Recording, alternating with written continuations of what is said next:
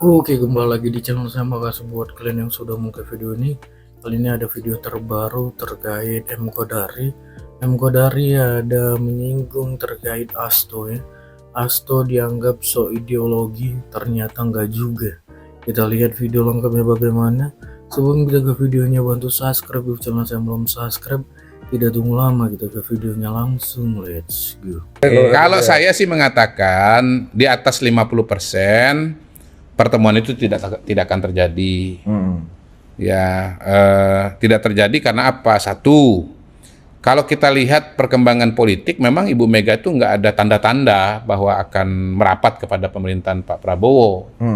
Kita lihat misalnya dari susunan Kabinet PDI Perjuangan yang kemarin direvisi. Yang terjadi bukannya masuk yang wajah-wajah yang kooperatif, tapi wajah-wajah non-kooperatif kan gitu kan, gitu. Pendekatan Bu Mega masih pendekatan konfrontasi dan agresi. Kita lihat misalnya yang paling mencolok bagaimana posisi ketua pemenangan pemilu itu dipecah oleh Bu Mega, ya. Dari pemenangan pemilu secara umum dibagi dua menjadi pemenangan legislatif dan eksekutif. Yang dari yang semula itu hanya Mas Pacul menjadi dua orang, Mas Pacul dan Deddy Sitorus. Dan Mas Pacul ditempatkan untuk pemenangan legislatif yang sudah lewat. Artinya kopling dulu, ya kan? Iya. Bukan kopling, apa? Tinggalan di belakang. Perjalanan ke depan justru Deddy Sitorus. Karena pilkada adalah eksekutif. Dan praktis kita tahu bahwa Deddy Sitorus itu adalah ya proksinya atau kedekatannya dengan Pak Sekjen Hasto Kristianto dan bagian dari mazhab atau kelompok non kooperatif di PDI Perjuangan. Nah, mazhab atau kelompok non kooperatif itu siapa isinya? Satu, Bu Mega sendiri. Bu Mega non kooperatif ya. Dua, Mas Nanan. Tiga, Mas Hasto. Empat, Deddy Sitorus. Lima, Adian Apitupulu. Silakan netizen tambahkan sendiri. Ayo menurut kamu siapa aja? Kita kan ini kan podcast kan partisipatoris, selalu melibatkan para penonton. Biar engagement tinggi. Iya. Dan memang kita demokrasi di sini. Siapa bilang demokrasi berkurang? Kalau Anda nggak setuju Mr. Q, langsung aja dibantai. Mr. Q, Bang Adian tuh kooperatif. Awas tumpah kopinya. Panas. Harus semangat ini. Ya, kalau nggak panas nggak apa-apa tumpah. Kalau panas gawat. Ada risiko-risiko sampingan dan risiko-risiko tengahan. Karena dulu di tahun 65 ada yang tidak hadir karena anaknya ketumpahan air panas waktu itu. Oh iya. Iya kan? Dan katanya itu yang menyelamatkan dia dari penculikan. Oh, gitu ya. Dulu ya. Iya. Waduh, jauh juga nih sejarah netizen nih masih bisa kulik-kulik kan ya. 30 September kulik nanti. Ya, lanjut, nah, itu satu ya. Kemudian kita lihat pernyataan. Jadi tunggu. Jadi yang menguasai kabinet utamanya Bu Mega di DPP PDI Perjuangan sekarang non koperasi. Iya, non koperasi. Nah, yang kedua, ya bagian dari itu kita nggak boleh silau dengan perkembangan politik terakhir. Misalnya ada wacana Prabowo, Bu Mega ketemu, ya kan? Karena itu kan kita lihat keluar dari mana. Umumnya saya perhatikan keluar dari kubu koperasi, yaitu dari Mbak Puan. Gitu. Nah, de facto pada hari ini, de facto de jure, yang berkuasa di partai di PDI Perjuangan itu adalah Ibu Mega, tanda tangan Ibu Mega. Gitu. Jadi saya melihat sih bahwa sebetulnya ini wacana yang dilontarkan, diapungkan dan diharapkan oleh kubu kooperasi agar bisa masuk ke dalam pemerintahan ataupun bisa menyelamatkan posisi pimpinan di DPR RI dan di DPRD. Gitu. MD3 ini nggak MD3 ya supaya MD3 tidak mengalami perubahan supaya ketua DPR tetap Mbak Puan. Gitu. Jadi ini istilahnya kepentingan Mbak Puan. Nah yang berikutnya lagi saya lupa ya kedua apa ketiga. Ketiga ya. Ya kan Bu Mega itu dalam pidatonya pernah mengatakan saya ini wacana, saya lupa persis kalimatnya, tapi intinya ya kita main-mainin dulu. Apa sih waktu itu kalimatnya? Iya kalau nggak salah kayak gitu lah. Nanti dicari lah ya kalau bisa ditayangkan lah. Bahwa intinya Bu Mega itu juga masih bermanuver. Gitu enak aja kita main-mainin dulu dong. Kurang lebih gitulah. Betul. Jadi Bu Mega ini masih bermanuver. Nah, manuver itu saya baca, kalau Bu Mega itu mau ketemu, apalagi masuk pemerintahan, pasti ada request ini dan itu gitu loh. Nah, request ini dan itu dari yang saya dengar-dengar ya, dengar-dengar gitu. Mohon maaf kalau salah gitu ya. Walaupun biasanya Mr. Q bener ya. Ya kayak waktu Gitu. Juli kemarin ya Mr. Q ya. Oh banyak. Iya.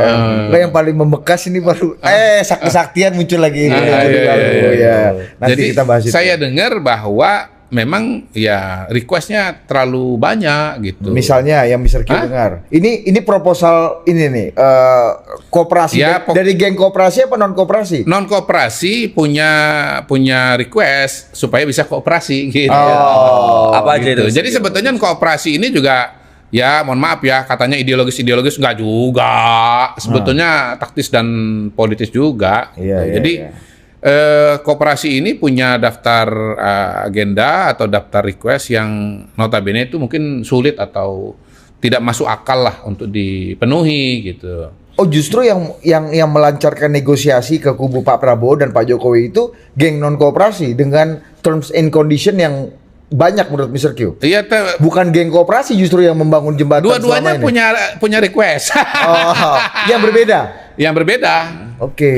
Yang berbeda. Siapa Jadi, itu? Koperasi itu punya term and condition, non kooperasi pun juga punya terms and condition. Yang non koperasi siapa negosiator utamanya? Hah? Siapa jembatan negosiator utamanya? Wah. Ya. Wah. Di antara 5 eksponen tadi nggak Ya. yang Mr. Q? Ya intinya kan pesan-pesan itu kan disampaikan ya toh, Iya, iya. pesan-pesan itu disampaikan yang sulit rasanya buat saya ya kalau saya melihat term and conditionnya itu rasanya sulit untuk bisa dipenuhi gitu. Misalnya nggak yang Mr. Q dengar aja. Nggak biar pemirsa aja. Ya jangan dong, nggak kira-kira apa yang membuat itu suka kan kalau power sharing kan wajar aja. Misalnya dapat 1-2 menteri, MD3 nggak diganggu misalnya itu kan. Ya itu mungkin kan yang bagian dari dealing. logis-logis saja nih ya, logis-logis saja ya. Saya nggak ngomong ini isinya ya, tapi kira-kira logis-logis saja kan. Logis-logis saja nih. Iya, Misalnya Bu Mega kan menjadi ketua Dewan Pengarah BRIN misalnya. Ya, dan Kemudian BPIP. pembina BPIP gitu. Nah ngomong-ngomong soal BPIP saya jadi ingat nih, saya beberapa hari ini baca advertorial. Heeh. Ada di majalah Tempo, ada di koran Kompas itu. Acara BPIP secara ASEAN isinya bilang ini kegelapan demokrasi. Iya, gitu dong. Bagus loh, artinya check and balance datang dari lembaga-lembaga negara kan, Ya badan-badan. nggak boleh lah, negara. namanya lembaga eksekutif itu ya harus ke atas. Check and balance itu datangnya dari legislatif. Masa check and balance datang dari BPIP dan dari Iya. BRIN? Tapi kan tetap dalam konteks demokratis kan demokrasi dibiarkan kan. Ya, Tidak begini dilarang lah. gitu kan, Ya, ya silakan pemirsa aja lah menilai. Ya kalau BPIP dan BRIN itu pertama-tama kalau bilang wah ini banyak penyalahgunaan atau kemunduran demokrasi itu artinya apa kan begitu kan? Gitu. Kenapa BRIN dan BPIP jadi seperti itu? Iya kan bisa bilang harusnya kan menempel ke galahnya Lah, atas. ya kan gini, Galahnya kan kita bagi lagi kan sistem pemerintahan itu kalau garis besarnya ada eksekutif, ada kamar eksekutif, ada kamar legislatif, ada kamar yudikatif kan. ya. Ini kan sekarang ini kan kacau ini, kacau. Ada eksekutif berusaha mengkoreksi eksekutif. Ya. Ya artinya yang mengontrol eksekutif itu kan legislatif kan. Ya eksekutif itu harus satu Seiring sejalan lah satu gendang barisan. Kenapa tuh lagunya Iya. PDIP itu satu rampak barisan kan? Iyalah. Nyalakan kawan. Ah. Ada gitu-gitu ya kan. Iya itu. Iya, Jadi iya. harus satu rampak barisan. Berarti BRIN sama BPIP ini Termasuk tegak lurus. sebentar belum selesai ini. Oh, ya. iya. Belum. Sabar dulu kamu. Nggak apa-apa. Itu bagus sudah. Memang harus begitu. Latihan, tapi harus dikena ini dikit ya kan. Iya. Efek kejut sedikit. Memang check and balances dari narasumber itu memang host. Sementara tapi yang penting itu jangan sampai host itu saling mengkoreksi loh ya. Harus sampai satu rampak barisan loh. Nah, yudikatif pada hari ini kan prakteknya masuk ke wilayah legislatif. Mahkamah Konstitusi hobi banget nulis-nulis pasal padahal jati dirinya eksistensinya adalah yudikatif kan. Iya. Kan kacau gitu loh. Jadi ya BPIP dan BRIN itu pada hari ini bukan BRIN ya, BPIP ya. Yang saya ingat tuh advertorialnya saya baca di Kompas sama di Tempo itu. Cara sehat. Iya, itu secara sehat. Saya lihat tuh iklan Dan itu. mengusulkan Majelis Etik Nasional. Sebentar lagi Majelis Bukan Etik itu Nasional akan menjadi lembaga tertinggi keputusannya bersifat final dan mengikat. Bukan itu salah satu usulannya Profesor Jimli Asyidiki juga tuh. Saya lupa lah. Pokoknya itu dalam apa? Terus saya lihat undangan undangan peserta sarasehannya. Waduh, ini aromanya 0301. Bagus lah. Kan Pancasila kan harus merangkum semua elemen bangsa. Iya, tapi 02-nya kok dikit. Iya, karena 02-nya udah banyak di tempat lain. Iya. Lanjut. Ini koperasi dan non koperasi ini masalah negosiasi. Ada beberapa terms and condition yang menurut Mr. Q itu di luar akal lah atau susah untuk dipenuhi gitu. Dari geng, terutama geng non koperasi yang dari PD Perjuangan. Ya, jadi dua-duanya punya terms and condition. Mungkin dari kubu koperasi terms and condition itu lebih realistik ya, lebih memungkinkan untuk diterima gitu. Misalnya soal undang-undang MD3 itu menurut saya sih cukup realistik. Tetapi kalau yang dari non koperasi ini kan bagaimana? Ini kan berbeda pandangan, berbeda kubu. Coba kita lihat aja lah di internal Koalisi Indonesia Maju. Kan posisinya Nasdem, posisi PKB misalnya, itu kan tahu diri kan. Kayak Nasdem, kami nggak minta pos menteri Pak, Presiden terpilih, terserah Pak Presiden terpilih saja. Kan kalimat begitu kan jelas itu. Iya. Nah, Kalaupun di belakang ada lobby-lobby lain itu ya wajar iya, aja. tapi paling tidak kan secara eksplisit. Tapi saya yakin sih memang secara faktual ya memang tahu diri Pak Surya Paloh bahwa kemarin dia tidak dukung Prabowo. Bahwasanya diberi kesempatan itu udah terima kasih kan. Ya. Tergantung kebijaksanaan Pak Prabowo. Tergantung kebijaksanaan dari Pak Prabowo. Tapi kalau misalnya Demokrat, Golkar bicara mengenai jumlah kursi itu juga lebih bisa diterima. Walaupun sebetulnya juga ya kalau kita bicara betul-betul sistem presidensil harusnya ya serahkan kepada hikmat dan kebijaksanaan dari presiden terpilih kan. Iya. Dia kan pasti dia punya hitungan, pasti dia punya konsideran. Dan dia pasti punya kebijaksanaan. Iya, dan mungkin itu juga yang kemarin bikin pimpinan Golkar sebelumnya juga agak-agak offside kan, karena minta angka kan, ini harus sekian gitu. Nah, bayangkan ya, kalau untuk yang menjadi pengusung langsung, kemudian yang mau masuk ke pemerintahan dari sekarang sudah ketemu, sudah betul-betul sudah bagian dari Koalisi Indonesia Maju. Untuk ngomong permintaan itu saja tidak mudah kan. Masa yang masih di luar masih nyerang-nyerang non koperasi kemudian bahkan agresi kemudian mintanya ini dan itu dan kegedean dan kebanyakan. Ya, sorry ya. Bukannya dalam situasi perang orang yang lebih galak justru dapat kesempatan bargaining yang lebih besar gitu Mr. Q. Iya, kan, sehingga potensi untuk dikabulkannya untuk membuat harmoni itu jadi lebih masuk akal. Ya kan pada gitu. hari ini kalau kita bicara pemerintahan Prabowo Gibran kan sudah nggak ada urgensinya lagi nambah PDI Perjuangan. Nggak ada urgensinya. Ya, Delia, di mana urgensinya? Kekuatan partai. Kenapa Mr. Gyo? Ya karena kekuatan partai politik yang ada sekarang yang sudah bersama dengan Prabowo Gibran itu kan sudah lebih dari 80% kursi DPR. Berapa coba sekarang kursi DPR dari PDI Perjuangan? Saya yakin nggak nyampe 20% itu. Ya. Jadi angka 16% itu suara, kalau jadi kursi mungkin paling 18%. Paling 18%. Jadi sebetulnya tidak ada kebutuhannya. Bahkan kalau kita bicara dinamika politik ya dan demokrasi, memang mungkin Pak Prabowo malah lebih senang kalau ada partai politik seperti PDI Perjuangan yang berada di luar, sehingga kemudian bisa ya mengingatkanlah hal-hal yang kemudian perlu diperbaiki, perlu dikoreksi, perlu ditingkatkan. Ya. Pak Prabowo mau PDI Perjuangan masuk ke dalam, kan beliau kan sangat kuat dengan dengan pemikiran dan agenda persatuan dan kebangsaan. Tetapi pada sisi yang lain nggak bisa dong mengharapkan Pak Prabowo yang dalam tanda kutip datang gitu loh untuk minta-minta gabung gitu kan nggak mungkin. Ya. Gitu. Meskipun tadi kata Mr. Kiko kan jembatan-jembatan komunikasi dan negosiasi kan baik dari geng koperasi ataupun non koperasi itu dilancarkan kan? Dia tetap dibuka. Tetap dibuka. Ya. Tapi kan pada tahapan berikutnya kan kita bicara apakah ini bisa diterima atau tidak bisa diterima.